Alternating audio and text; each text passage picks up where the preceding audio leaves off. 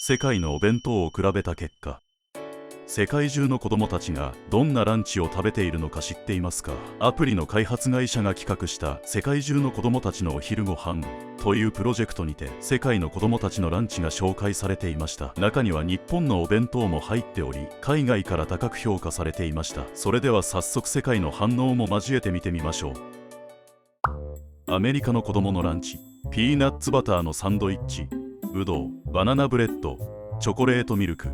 2つ目、ピーナッツバターのサンドイッチ、いちご、チョコチップクッキー、タキトスチップスというスナック菓子。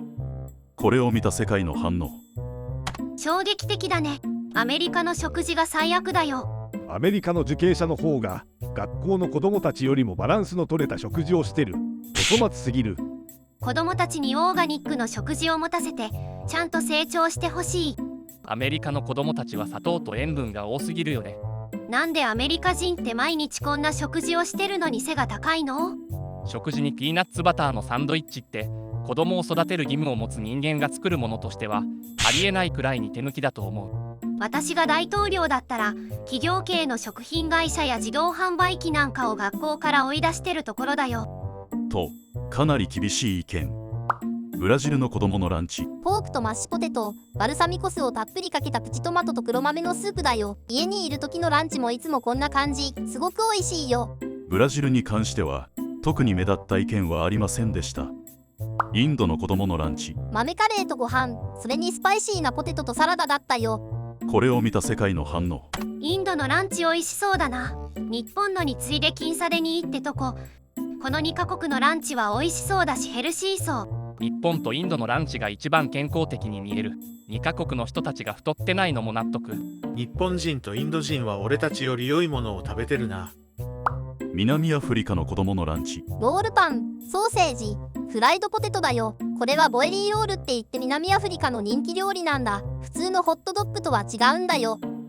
オーストラリアの子供のランチ、野菜入りのご飯、カリカリのローストポテト、おばあちゃんの手作りパンだよ。おばあちゃんのパンはお母さんも作れないくらいカリカリで美味しいんだよ。訪ねていくといつも焼きたてでアパート中がいい香りになるんだ。これを見た世界の反応。このオーストラリアのランチは間違ってるね。実際はサンドイッチ、冷凍ジュース、バナナって感じ。オーストラリアの子供のランチはひどいね。炭水化物ばかりで、私なら3日分くらいの量だわ。スウェーデンの子供のランチ、ミートボール、フライドポテト、キュリ、ケチャップだよ。ポテトはあんまり好きじゃないけど、昨日の残りだったから仕方なく食べたんだ。日本の子供のランチ、おにぎり、ブロッコリー、目玉焼き、ソーセージ、ピーマンの中華炒め、お肉、フルーツだよ。いつもこんな感じのお弁当。でも羊のおにぎりはたまにしか作ってもらえないんだよ。これに対する世界の反応。1本だけ別格じゃん。弁当が可愛い。とにかく弁当が可愛い。日本のお母さんたちは家族のために多くの時間を費やして素晴らしいお弁当を作るんだね。日本のお弁当が可愛すぎて食べるのがもったいないよ。